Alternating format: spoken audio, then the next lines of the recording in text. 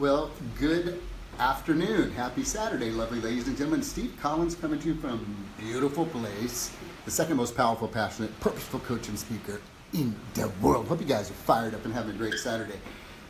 So I saw something interesting here at the resort, and I couldn't figure out what it was. And so I have a question for you. Are you a hawk or are you a seagull? That would be my question. Are you a hawk or are you a seagull?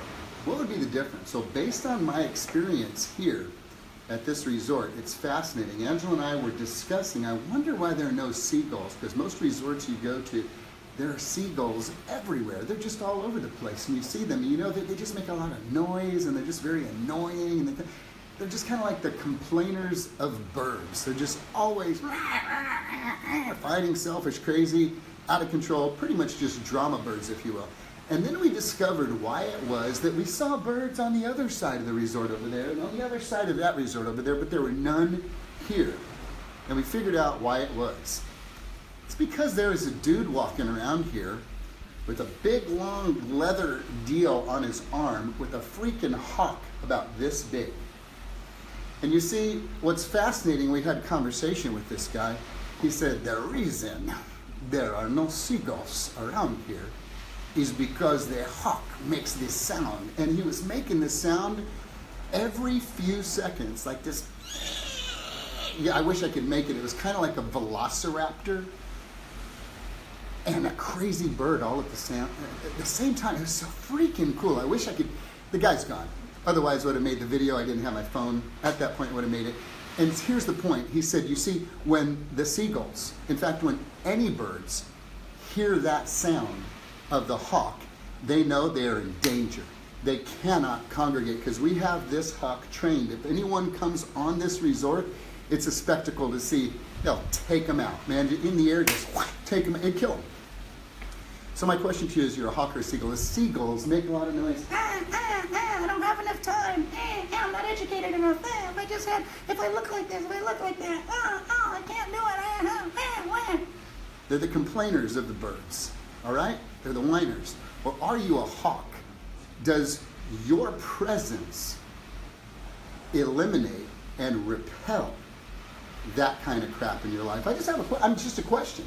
I'm just asking you a question. Are you a seagull hanging out with seagulls, making a bunch of noise and being annoying and just complaining and whining and fussing all the time? Or are you a hawk when you show up?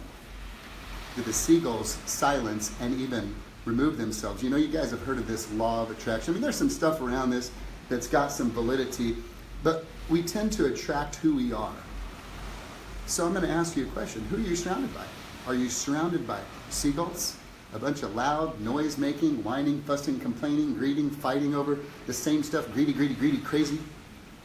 Or are you a hawk? When you show up, is there a distinct sound in your voice and what you say and how you speak to where your presence immediately repels that kind of baloney?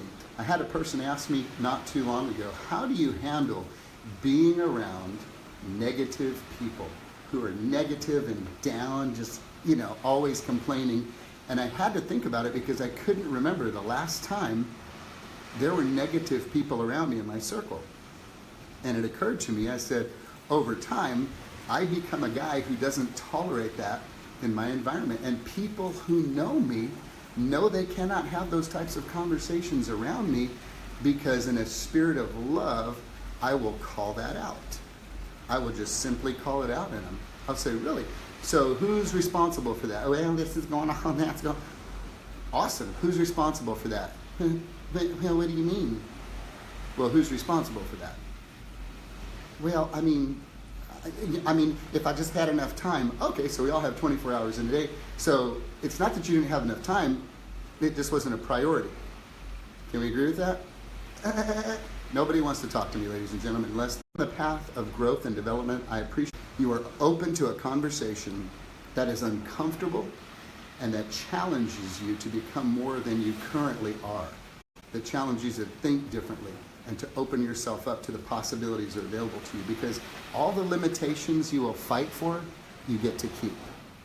And I'm going to fight harder for your possibilities than you're going to argue for your limitations. So I say it again, on this resort, ain't no birds anywhere, y'all. because a guy walks around with a freaking hawk just making a sound. Oh God, this little freaking awesome velociraptor sound. The birds, the annoying birds, are scared to death, literally to death, because they know if they come on his territory, they're going to die. Are you a hawk? Does the sound of your voice, does what you say, does what you speak create an environment of growth, pushing away and repelling those negative voices? Or do you find yourself being and surrounded by seagulls making a lot of noise and excuses? Only you can answer the question. I hope you're on the path to being a hawk. Have a great day, guys.